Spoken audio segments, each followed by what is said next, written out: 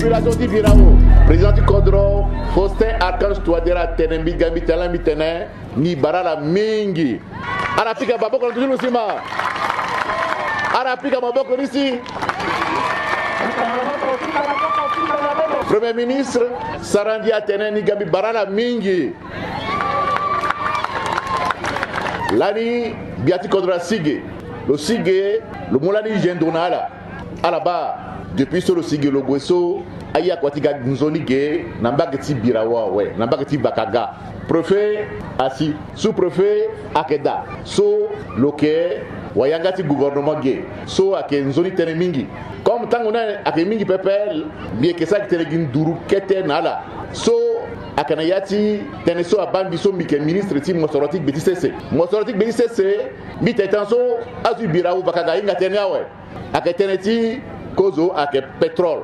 lani noso a sinu waso ake geso asara kwa si biati kodona moso le mu mbatati bia tenen il faut mi bandona yani njoni nyela keda tanso fade député tenen fade ge iba que na yati programme niso mberingi zakeda so ata tenen isara si aider la population avant de tenen igwana yati tenen exploitation ni la so iga geso iga teni tenti tenen na yati projet so isara construction ti a forage ngati tenti ngua manke gemingi donc ki gengu doso population di Bakaga ko fade so weso fade zartingo ka sara kora la pepe yeke construire centre de santé gi nangizaso yeke sara lycée na Boromata gi nangizaso so ake tongoti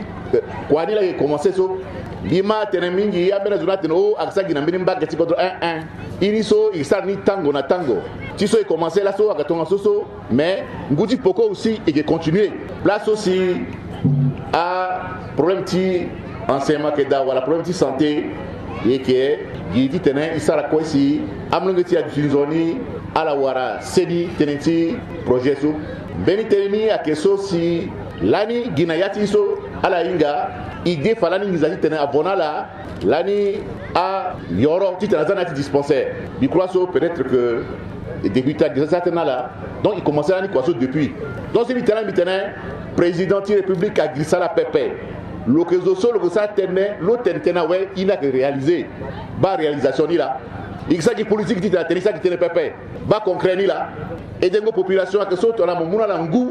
mo muna la seni mo femme betina la so ake vrai politique ni là si président to quoi induso à la bas il y a bâti ministre Igaso gaitela qui tenait où c'est titre gouvernement a glissé la pépé ton a fait représentant ministère teneso et qui gagne gela la côté tenait d'abord il suivra projet so si a gagne geso il te fait dans la mitene ton a je sais que genguti